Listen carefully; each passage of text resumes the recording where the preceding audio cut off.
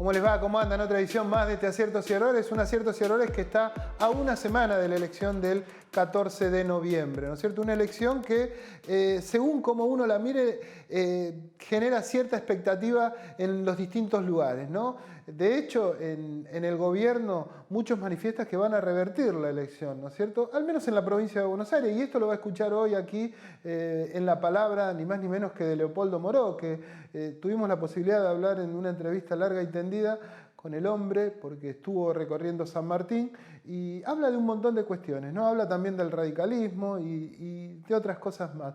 Y digo que tiene distintas miradas esta elección, porque la gente de Juntos o de Cambiemos también tiene muchas expectativas y son optimistas, ¿no es cierto? Para esto también han tenido algunos resguardos que llaman la atención, ¿no? Es difícil hoy, al menos en lo que tiene que ver con lo territorial, con lo regional, en hablar con los distintos actores. De hecho, ellos manifiestan que están suspendidas las entrevistas, así que por eso no tenemos la palabra de ellos en el día de hoy. El que sí de Cambiemos estuvo, o de Juntos estuvo haciendo algunas movidas, es ni más ni menos que el intendente de 3 de febrero, estoy hablando de Diego Valenzuela. Ahí vemos cómo la vez pasada derribaron una vivienda clandestina en el barrio Ejército de los Andes, más conocido como Fuerte Apache. Ahí vemos unas imágenes de cierta vivienda que ellos manifiestan que es clandestina. Yo quiero aprovechar la situación y la ocasión también para manifestar que hay un montón de construcciones en 3 de febrero que rozan esta clandestinidad que hablan, inclusive en edificios nuevos, ¿no? Que uno ve que se manifiestan como torta, porque empiezan siendo construidos con 5, 6, 7 pisos y después siguen esa misma construcción con situaciones más pequeñas, ¿no? Pero hay a rolete de esto. También debiera tomar cuenta el erario municipal de estas cuestiones. En el programa del día de hoy también nos va a acompañar Guillermo Cane, que es el candidato a diputado provincial por el Frente de Izquierda de los Trabajadores, ¿no? Y es por la tercera sección. Tiene una mirada, obviamente, en las antípodas de lo que tiene que ver con los partidos tradicionales. Va a hablar de un montón de cuestiones, ¿no? También tenemos la posibilidad de hablar, como siempre, con Amelia Franchi, y nos va a explicar qué es en qué consistió la intervención que tuvo la vicepresidenta Cristina Kirchner en la semana que acaba de concluir. ¿Qué significa esa intervención que algunos dicen que ya estaba programada, otros dicen que es a las apuradas, otros manifiestan un montón de interpretaciones? De eso vamos a hablar con Amelia. También tenemos la posibilidad de hablar con el ministro de Desarrollo Social, estoy hablando de Juanchi Zabaleta, que estuvo en 3 de febrero, y lo que el hombre fue a hacer, a revalorizar la militancia, y lo hizo a través de una convocatoria de la mesa peronista de 3 de febrero que encabeza Horacio Alonso. Ahí vemos algunas de las imágenes.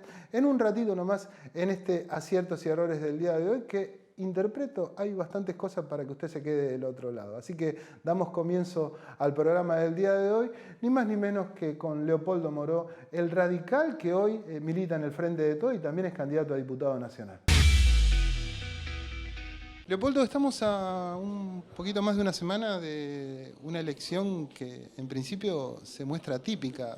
¿Pensabas que iban a transcurrir por esta situación después de haber triunfado en el 2019?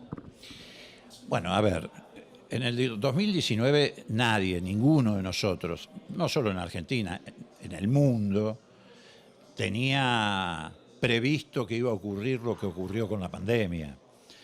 La verdad es que uno sabía que tenía que enfrentar un escenario de enormes dificultades por la herencia que nos dejaba la peste amarilla, pero de ninguna manera suponíamos que la situación de crisis iba a llegar a la extensión y la profundidad que tuvo cuando apareció la peste del coronavirus, que en muchos casos agravó la situación que se venía viviendo, que es una de las cosas que ha beneficiado a Cambiemos en la elección, porque dio la sensación a la mayoría de la sociedad de que nada había cambiado y que todo se había agravado, y la verdad que es así, pero no por la acción del gobierno, sino porque se sumó a la peste amarilla la peste del coronavirus.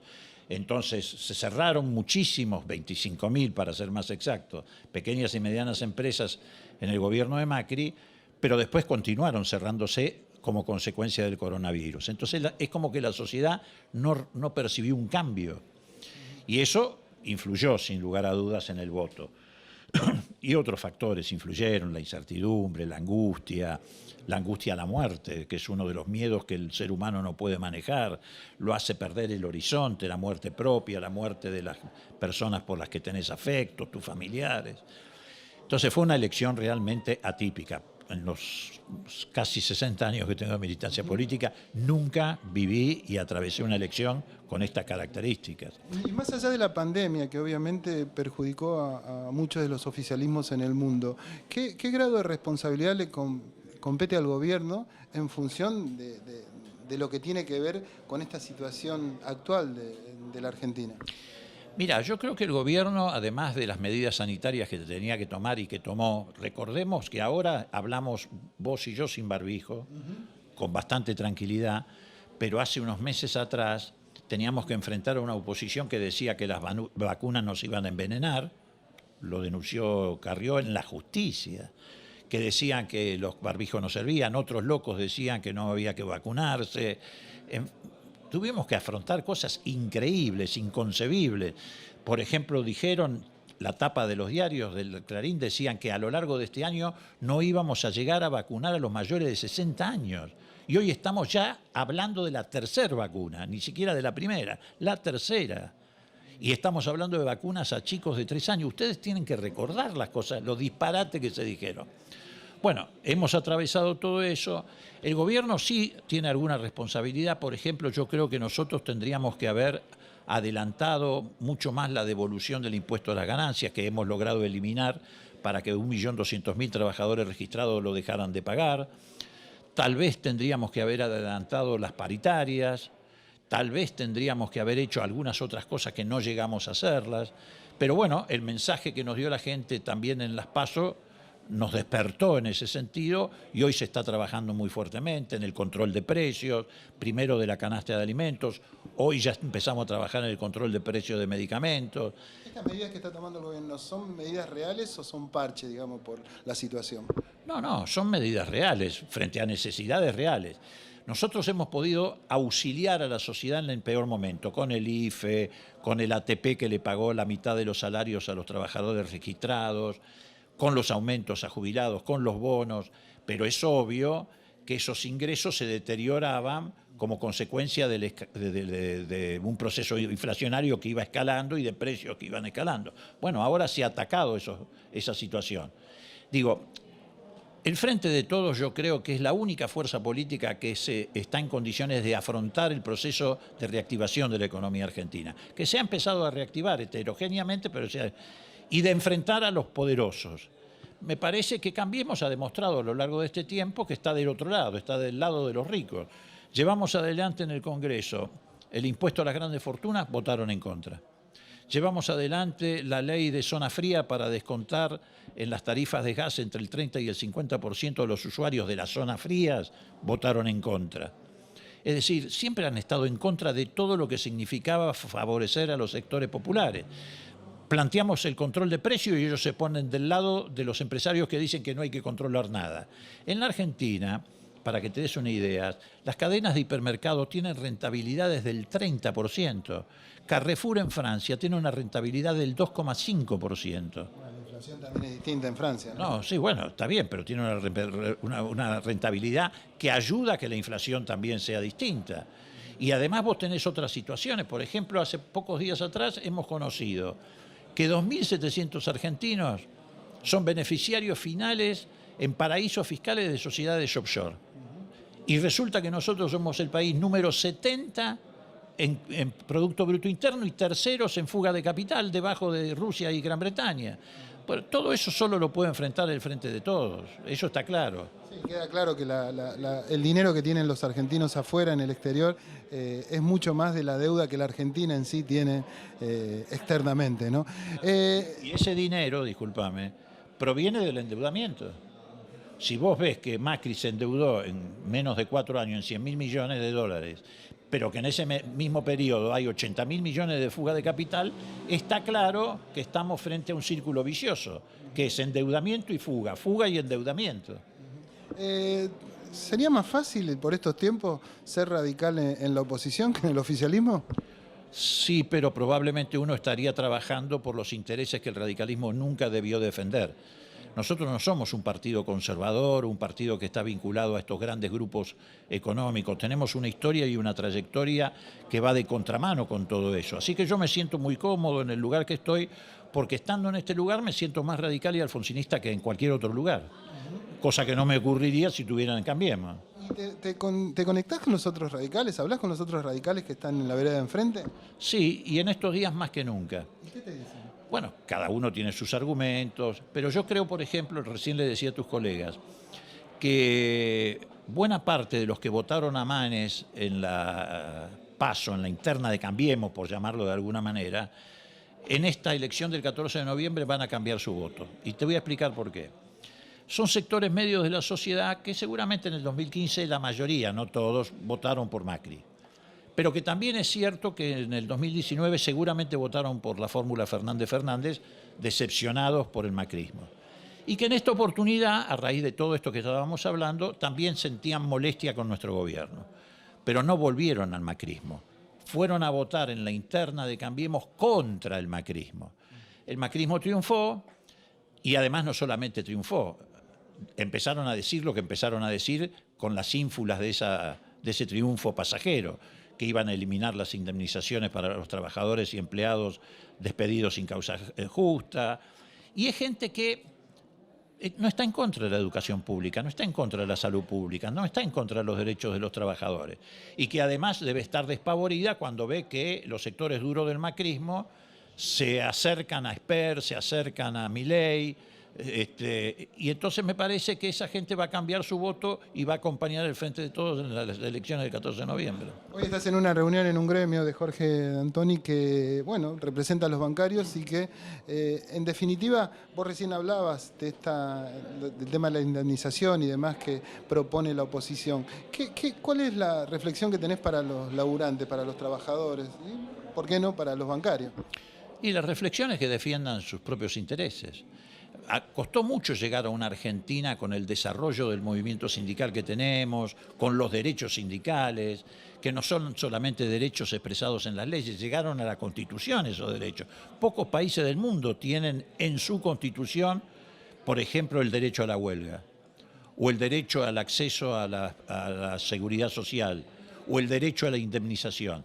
Y esos derechos están en la Constitución de los argentinos. Y esos son los derechos con los que quieren acabar estos sectores reaccionarios de la ultraderecha, porque quieren seguir maximizando su rentabilidad. ¿Para qué? Para que baje la participación de los trabajadores en el ingreso nacional. Entonces, los trabajadores se tienen que defender a sí mismos. La última, ¿revierten la elección el 14 de noviembre? Yo creo que sí, que la vamos a revertir. Pero no lo digo desde el optimismo de la voluntad, sino porque veo cómo se está trabajando, el esfuerzo que se está poniendo, el estado de conciencia que se está despertando en la militancia. Y a mí me parece que el 14 de noviembre vamos a poder lograr revertir, por lo menos en la provincia de Buenos Aires, que es lo que conozco, que es lo que estoy recorriendo, me parece que vamos a poder revertir el resultado.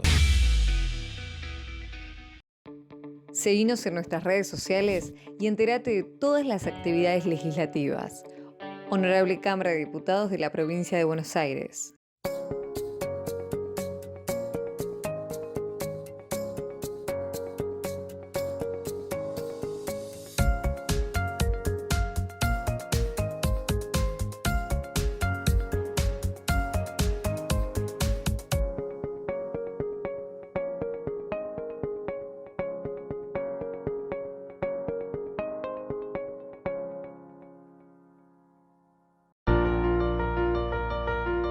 Estamos presentando Momento Azul, que es una iniciativa de la Municipalidad de 3 de Febrero que escuchó nuestras necesidades. Yo quiero que el día de mañana haya una sociedad que abrace a mi hijo con todas sus características y que podamos convivir todos. Es importante que todos los comerciantes puedan tener un momento azul para que se conozca más lo que es el autismo. Arco Dorado se sumó a la iniciativa de manera encantada para que como compañía podamos visibilizar esta temática y ojalá se sume mucha más gente para que esto sea como cada vez más visible y más importante.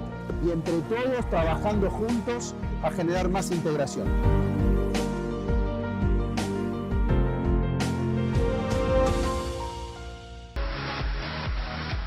Si usted tiene un problema jurídico, no lo dude. Consulte a un abogado matriculado. Se lo aconseja el Colegio de Abogados de San Martín. Llame al 4754-2139, Avenida Ricardo Balbín, 1750 San Martín.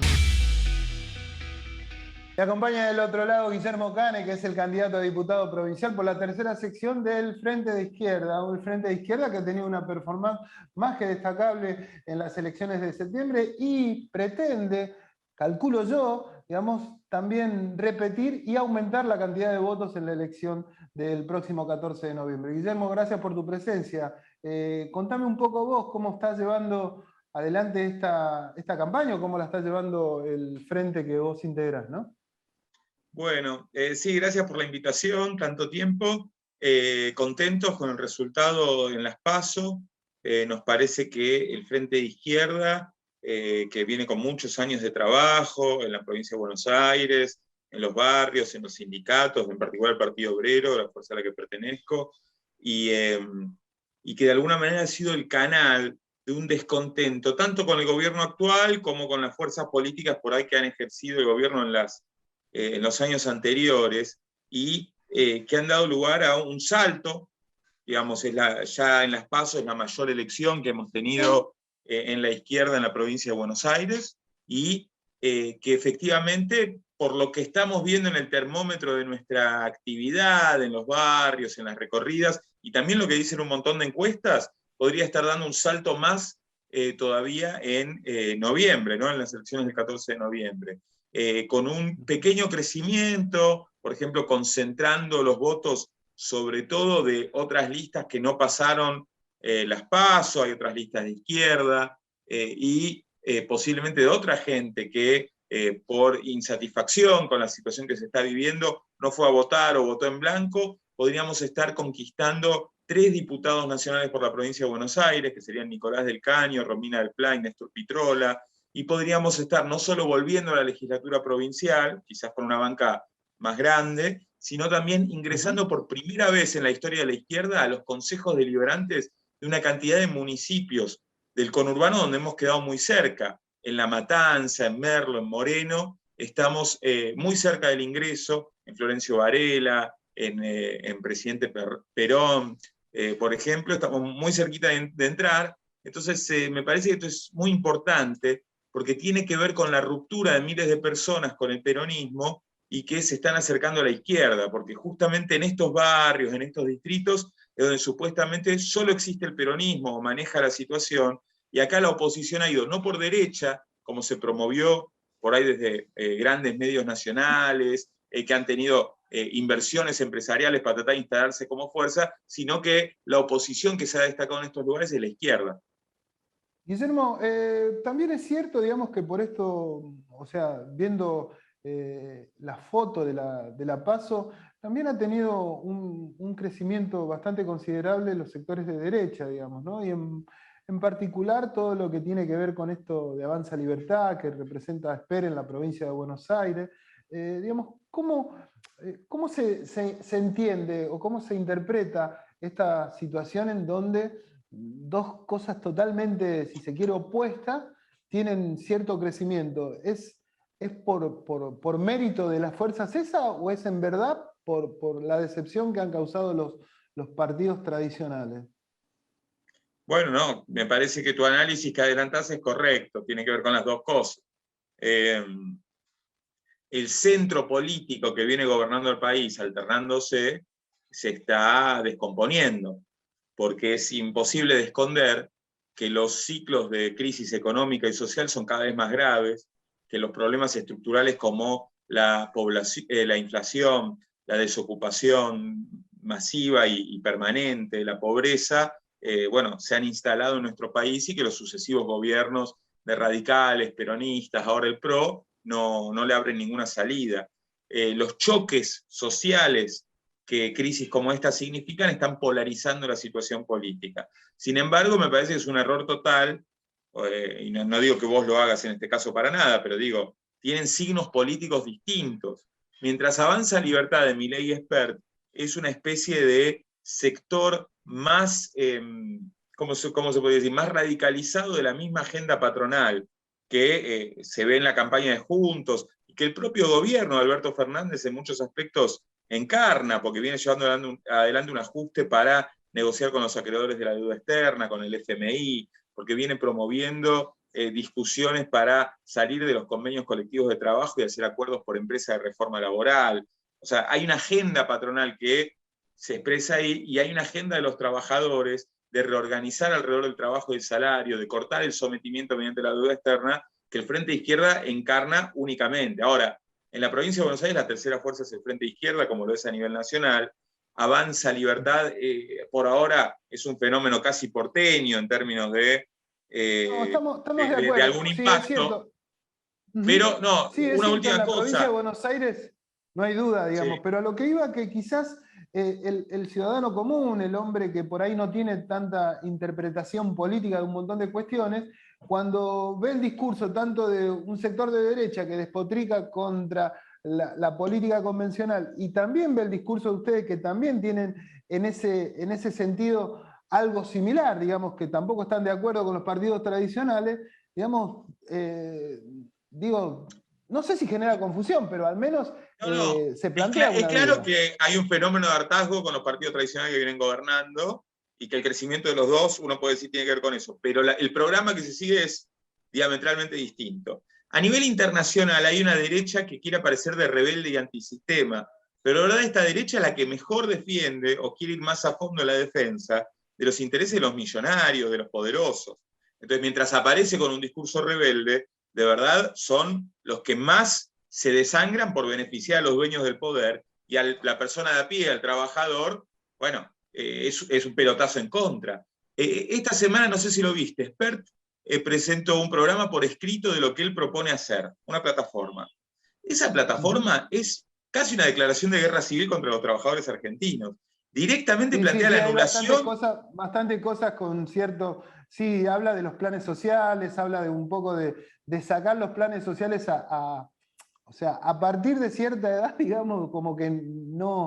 A los más, pero los más aparte chicos habla de anular el derecho a huelga en la Argentina. Completamente, digamos, como que pone... Pero está instalado en la sociedad esa idea de que supuestamente los chicos tienen hijos para tener dinero, o las chicas, digamos, en este caso. Y él lo manifiesta ya en papeles diciéndole, bueno, si te quedás embarazada a los 16 años, el Estado no te va a dar nada, digamos, ¿no? Es una barbaridad todo, pero plantea la ilegalización, de hecho, del derecho a huelga. O sea, cada punto de su plataforma termina pidiendo códigos penales. Es gente que supuestamente se presenta como libertario, y lo que quiere es mandarle la policía a los trabajadores que se manifiesten porque no les alcanzan los salarios o quieren tener mejores condiciones de trabajo. En un país donde lo que crece es justamente la precarización laboral, se licúan los salarios reales, es un llamado a usar la fuerza del Estado, la violencia del Estado contra los trabajadores. No tiene nada de libertario.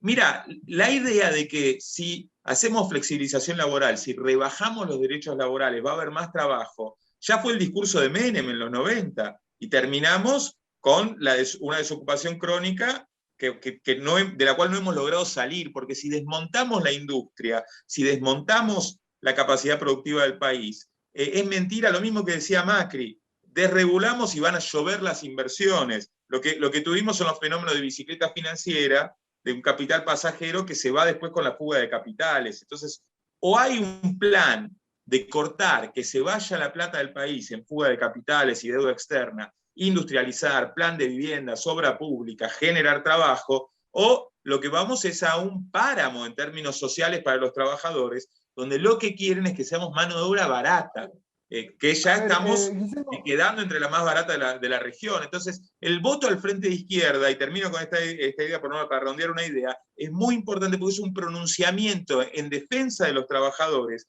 cuando lo que se está discutiendo, y que va a quedar más claro después de las elecciones, porque se está hablando de una nueva devaluación, nuevo tarifazo, mucho debate sobre reforma laboral contra los derechos de los trabajadores, tenemos que plantear una reconstrucción de la economía en la defensa del trabajo y del salario. Solo el Frente de Izquierda expresa este punto de vista.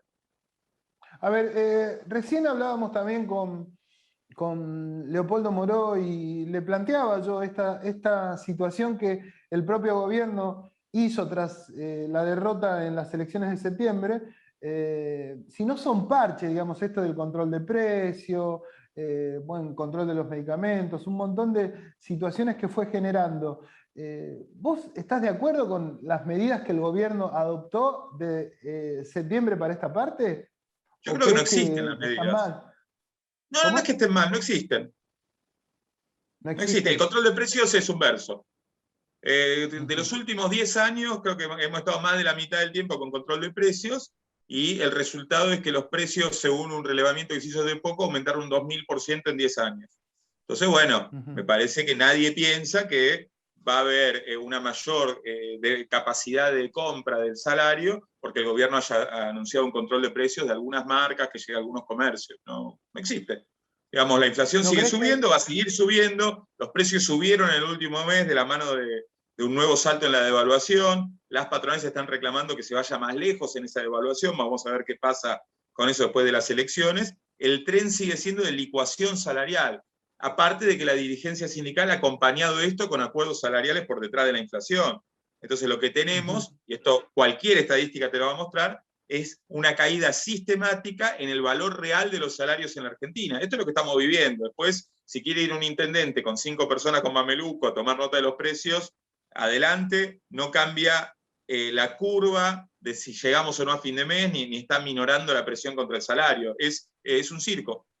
Y bueno, después hay algunos planes que dan un beneficio en las tarjetas de crédito y cosas que, bueno, de repente alguien lo puede aprovechar, hay una hora 12, o te devuelven la plata, podés usar para otro gasto parte de la plata de un viaje, cosas de ese tipo. Ahora, el problema que tenemos es que gran parte de los trabajadores están en la pobreza, incluso los que están en blanco. Tenemos un nivel de endeudamiento en las familias trabajadoras muy, muy fuerte. Creo que esto no va a revertir esa tendencia. Habrá alguna oferta que pueda aprovechar alguna familia, qué sé yo, está bien. Cada uno agarra la oferta que puede, pero el problema de una oferta con la tarjeta de crédito no es el problema, sino la relación del salario con la canasta familiar, que el último salario mínimo se ajustó a 33.000 pesos para febrero del año que viene, después de la elección.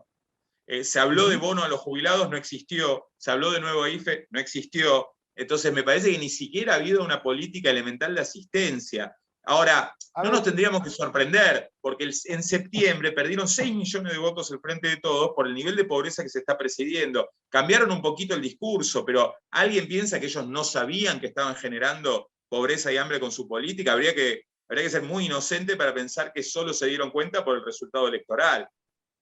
A ver, ya para ir culminando, vos o ustedes, el frente que ustedes representan, manifiesta su postura para el no pago de la deuda, pero todo indica, digamos, que esto tampoco sería un escenario saludable, al menos si hoy tenemos una inflación bastante galopante, digamos, que no para, nada indica que el no pago haga detener, al menos en ese punto, ¿no? ¿Ustedes consideran que ese es un punto fundamental, digamos, para el resurgimiento de la Argentina? Es fundamental, no puede ser una medida aislada. Tiene que ir acompañado de un control de cambios que no permita la fuga, tiene que ir acompañado con buscar la unidad socialista, la integración con toda una región que atraviesa el mismo problema. Pero yo te aseguro, Enrique, que aunque parezca muy difícil de atravesar, estar en un país donde se producen alimentos para 400 millones y 44 millones o 46 millones pasa hambre una parte importante, solo responde a una forma de gobernar o a un sistema que tiene el lucro de unos pocos como única vara.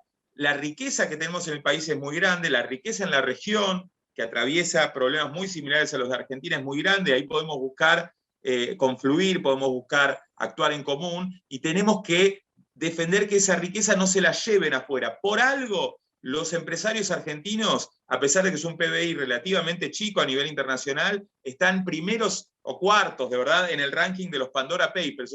O sea, son los que más fugan la plata que se genera en la Argentina. Necesitamos que quede acá, necesitamos que se meta en construir las viviendas que faltan, las obras públicas que faltan en los barrios, necesitamos activar trabajo, y este es lo que, digamos, de alguna manera es el eje central de la política del Frente Izquierda de los Trabajadores, y en defensa del trabajo y el salario queremos reforzar nuestra presencia en el Parlamento y dar un mensaje político a los patrones, al gobierno, a todo el país, de que no vamos a aceptar que se lleven puestos los derechos laborales, el salario y el acceso al trabajo en Argentina. ¿Van a seguir con fuerte presencia en las calles?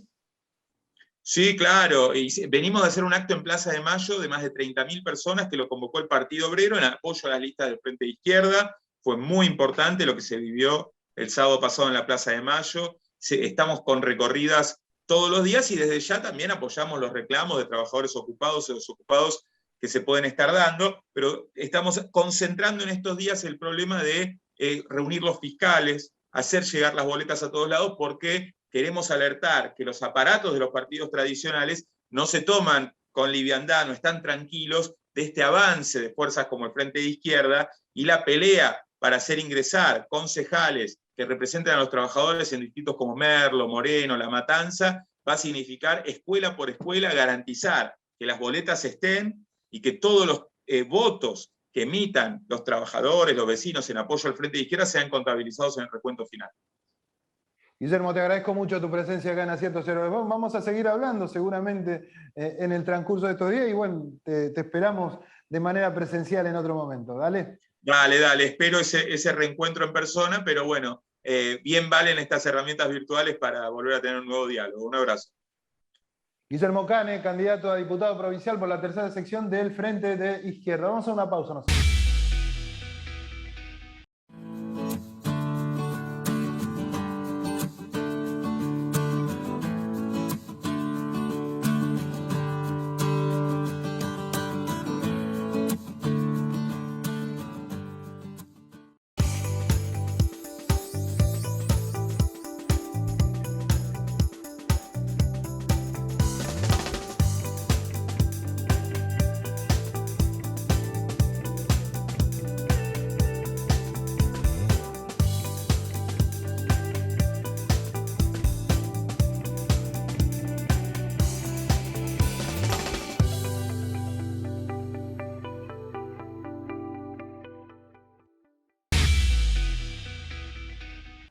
Lo dicho al comienzo del programa, tenemos la palabra en exclusivo del ministro de Desarrollo Social, estoy hablando de Juan Zabaleta, quien estuvo en 3 de febrero en un acto que llevó adelante la Mesa Peronista de 3 de febrero, organización que encabeza ni más ni menos que Horacio Alonso, actual titular de 2 de PYM.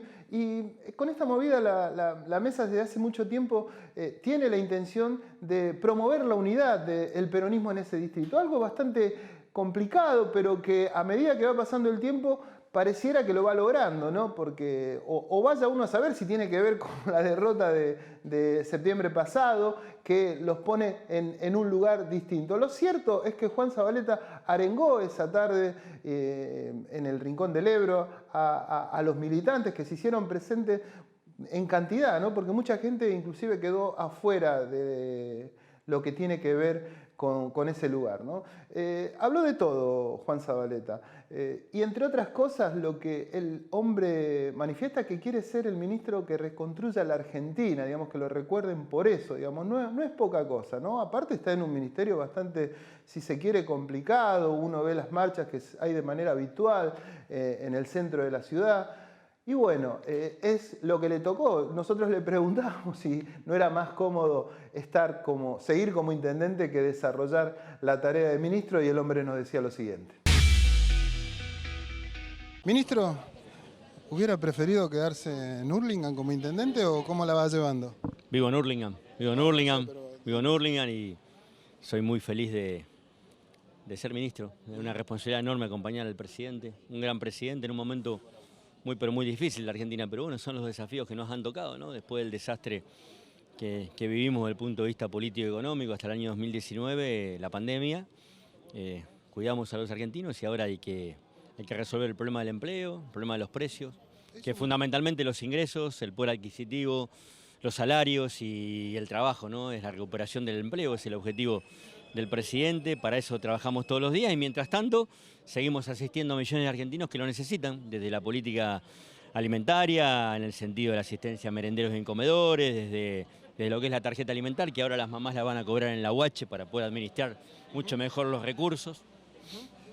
Lo que uno ve, o que la gente, el hombre común ve, es como que la política está disociada, ¿no? Hay una oposición como que es muy intransigente, ustedes que hacen un esfuerzo, recibieron un país en medio de una pandemia, digamos, toda una situación muy compleja que parece que por momentos se muestra muy difícil salir. ¿Vos lo ves así también? Hay que estar todos los días muy cerca de los argentinos y las argentinas.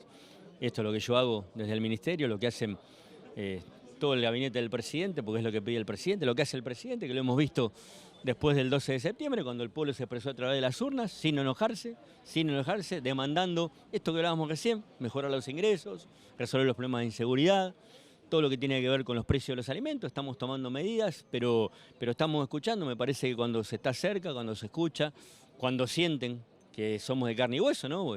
A veces se habla de la clase dirigente, ¿no? Y no hay clase dirigente, está mal llamada la clase dirigente, somos emergentes de un pueblo, de un barrio, de una familia, y así tenemos que estar todos los días contándoselo y generando y tomando decisiones para modificar una realidad que es muy complicada. ¿Qué viste en el ministerio que tomaste vos, digamos? ¿Qué es lo que más te hizo ruido? No hizo ruido. Vi un ministerio que ha sido el ministerio del cuidado y de la emergencia, y yo pretendo que sea el ministerio de la reconstrucción. Cuando planteamos ese trabajo que venimos haciendo con el ministro Moroni, a partir del pedido del presidente, empezar en algún camino de recuperación en algunos sectores, empezar a transformar el plan potenciar trabajo en empleo genuino, en el sector rural, en el sector de la construcción, en el sector de servicios, de gastronomía, bueno, hablando también con algunos otros sectores vinculados al transporte, entusiasma, ¿no? Entusiasma. Eso es la reconstrucción de la Argentina. La reconstrucción es con trabajo, es con empleo genuino. La reconstrucción es seguir acompañando a trabajadoras y trabajadores de la economía popular, que con cooperativas, con unidades productivas, con políticas de reciclaje, textil, siguen poniendo a la Argentina de pie, fundamentalmente generando empleos todos los días, tomar decisiones que permitan que puedan ingresar en la formalidad. Estamos trabajando en la creación de un monotributo inclusivo para poner en la formalidad y tener en la formalidad más de 6.400.000 argentinas y argentinos que tienen herramientas, que trabajan, pero que están en la informalidad, ¿no? O sea, estoy convencido que ese es el camino y todos los días hay que ir hacia ese lugar hasta el año 2023. La última, ¿se puede revertir la elección el 14 de noviembre? Miren, sí, por supuesto, las elecciones se definen cuando a las 6 de la tarde se abren las urnas y se cuentan los votos. Mientras tanto, lo más importante es haber interpretado que el 12 de septiembre hubo un mensaje. Ese mensaje lo escuchamos y tomamos decisiones. Bueno, estoy convencido que argentinas y argentinos sienten que esas decisiones tienen que ver con el compromiso de un gobierno que tiene como objetivo la recuperación del salario, la mejora de los ingresos y fundamentalmente el trabajo digno para todas y para todos. ¿Sabés algo de la vicepresidenta? Sé que está muy bien, sé lo que ustedes también saben públicamente y bueno, aprovecho también para mandarle un abrazo grande a Cristina, ¿no? Y seguir consolidando el frente de todos como fuerza política para recuperar el país.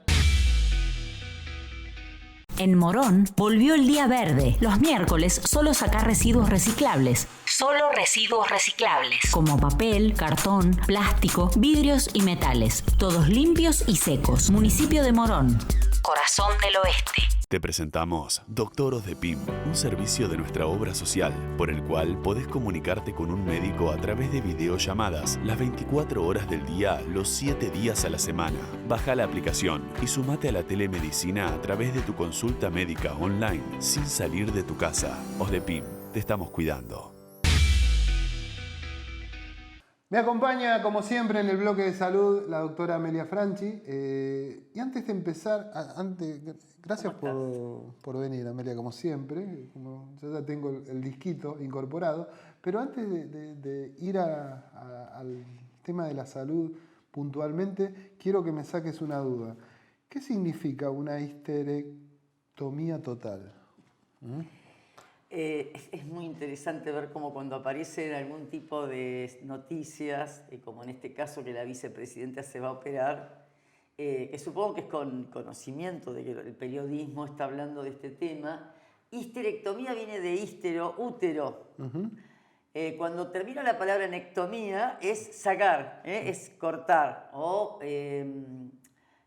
mirar cuando es una endoscopía. Entonces, histerectomía significa la extracción del útero. ¿Cuándo se saca el útero? Por miles de causas. No son tantas miles de causas, pero por algunas causas específicas. Cuando una persona, lo más frecuente que se puede dar digamos que no es algo maligno, es cuando tenés una gran cantidad, que puede ser posmenopáusica, que comienza a tener aumento o grandes cantidades de pérdida de sangre, porque puede haber lo que la gente conoce como miomas, como núcleos de músculos que producen sangrado. Eso se da premenopausia, post, te puede dar, ya lo venís teniendo, y puedes tener grandes hemorragias, que son bastante molestas, que son bastante importantes, que muchas veces antes de la menopausia no se lo saca porque pues una persona en edad fértil, porque tiene una serie de cuestiones. Otras causas de histerectomía, o sea, de extracción de útero, que a veces se hace, viene el útero y tiene las trompas y los ovarios. A veces se saca el útero y se deja las trompas y los ovarios porque cumplen una función de hormona, ¿no?, que tiene el organismo. Pero en general, cuando se hace la histerectomía puede ser total, entonces es también oforectomía, que tiene que ver con el ovario, y se saca todo. Y otras causas son las que conocemos de acuerdo a las edades, que puede ser un tumor, que puede ser cualquier otra causa. Pero en general, los diagnósticos, y más cuando son personas que están en este momento en política pública, creo que no es necesario saber su diagnóstico, sino saber cómo va a ser esa operación y si es muy riesgosa. Por supuesto que una histerectomía tiene su complejidad como cualquier operación, pero es una operación de poco o de mediano riesgo. No es lo mismo que, por ejemplo, una operación cardíaca. Claro. Entonces, bueno, es una cirugía que debe tener sus causas y es simple. Se hace frecuentemente cuando hay, como te contaba yo, metrorragias. Así que ojalá que todo salga bien. De hecho, la pregunta de la doctora tiene que ver con una cuestión. Nosotros, como siempre decimos, grabamos un día jueves. Ya finalizó la cirugía a Cristina Kirchner, la vicepresidenta. Se fue realizada vía laparoscópica, digamos. Laparoscópica. O sea, en vez de abrirte la panza, como se hacía antes, o cuando te hacían... ¿Viste cómo te hacían las cicatrices impresionantes de una cesárea, ¿no? Bueno, ahora es más chiquita, se hace más abajo. También para hacer una histerectomía, o sea, para sacar el útero, se hace por laparoscopía. Quiere decir que se hace un agujerito y otro agujerito, se coloca, tiene la visión, es como se hacen las vesículas. Claro. ¿No? Cuando preguntan, no, yo quiero que me hagan la endoscópica, es porque es mínimo el corte que se hace, se saca el útero, es un poquito más grande, pero es por laparoscopía. Y es mucho más fácil las cirugías de este tipo porque tardan mucho menos la recuperación. O sea, no es lo mismo un tajo en la panza que un pequeño incisión para poder sacar el útero. Bueno, ahora vayamos a lo nuestro y tiene que ver, ¿terminó la pandemia ya? No. ¿No? Bueno, porque esta semana se dio el aumento de algunos casos, ¿no? Sí. El día de ayer, 3 de noviembre, estamos hoy jueves, los casos fueron 1.264 y hubo 20 fallecidos. Aumentó un porcentaje la cantidad de infectados y la cantidad de fallecidos, porque veníamos con unas semanas increíblemente bajas, pero lo que sí se notó que hubo niños y adolescentes en aumento de internación, ¿sí? Por eso es tan importante saber que se está vacunando a muchos niños y adolescentes y que además estamos planteando, desde el Ministerio de Salud se plantea la tercera dosis. Entonces hay todo un esquema, la gente está muy... Vamos a pasar algún esquemita para que se sepa bien ahí estamos viendo cuándo, el cuadro, cómo y por qué, y si quieren se los leemos un poquito para que tengamos el esquema de vacunación, digamos. Es un esquema de vacunación de acuerdo a lo que vos tenés anteriormente. Entonces, ¿cuál es la población objetivo? Niños de 3 a 11 años, pero inmunosuprimidos, que tengan 2 dosis de Sinopharm, se le agrega una tercera de Sinopharm. ¿Qué pasa con aquellos que de 12 a 17 que también son inmunosuprimidos y que tienen una vacuna con plataforma ARN? ¿Se acuerdan de esto? Bien. Entonces, a ellos hay que darle vacuna con plataforma ARN. ¿Cuál es el tema hoy en la provincia de Buenos Aires? Hoy, 4 de noviembre, se está citando a las personas con inmunosupresión y se está vacunando con Sinopharm en este momento. Para el domingo quizás ya tengamos más esquemas. La Moderna no se está usando en este esquema, pero es ARN, así que al que tuvo ARN se le puede dar este tipo de ARN.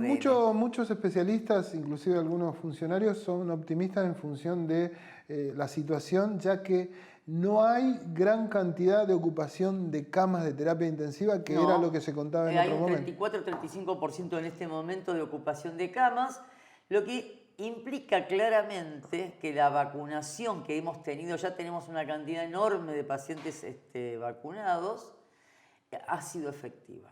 Ha sido efectiva, ha disminuido la cantidad de pacientes en terapia intensiva y ha disminuido la cantidad de internados. Y por supuesto que estamos viendo alrededor nuestro y vemos que Rusia está complicada, que el Reino Unido está muy complicado, que el 99% de las patologías de COVID en Reino Unido es por el Delta, entonces tenemos que tener mucho cuidado y por eso se está planteando la tercera dosis. ¿Vos estás de acuerdo con esta nueva medida que salió a partir del control de alimentos, que tiene que ver también con el control de medicamentos? Me hablabas de los alimentos. No, de los medicamentos. De los medicamentos. ¿Cómo no voy a estar de acuerdo si tenemos que tener un control? ¿Por qué yo tengo que pensar que la persona que utiliza un genérico, porque es más económico, no sea una buena droga? Si yo creo que no tiene la misma dosis, como dicen algunas personas, que no es bueno, que no le hace lo mismo, bueno, lo que hay que hacer es denunciarlo, llevarlo a analizar, y si ese genérico no tiene las drogas que debe tener, se deberá cerrar ese laboratorio, ¿o no? No sé, calculo que alguna medida, porque esta medida cantidad de controles tienen que tener también algún tipo de consecuencias, si no son controles sin sentido, ¿no? Claro. Ya sea el de medicamentos como el de alimentos, ¿no? Exactamente. Así que bueno. Y con respecto al ARN que me preguntabas, es la Moderna la que tiene ARN, por ejemplo, y que todavía en este momento no se está poniendo ningún, digamos, del esquema que hay de vacunación.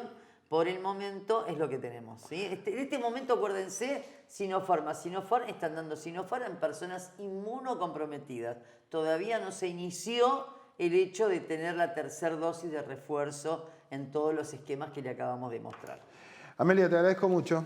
Nos vemos la semana que viene. Dale. Esto ha sido todo, ¿eh? Espero que les haya gustado. Nos encontraremos la semana que viene con más aciertos y errores. Es un programa especial porque tiene que ver con las elecciones ya. Así que vaya a saber con qué se va a encontrar el domingo que viene aquí en este mismo horario.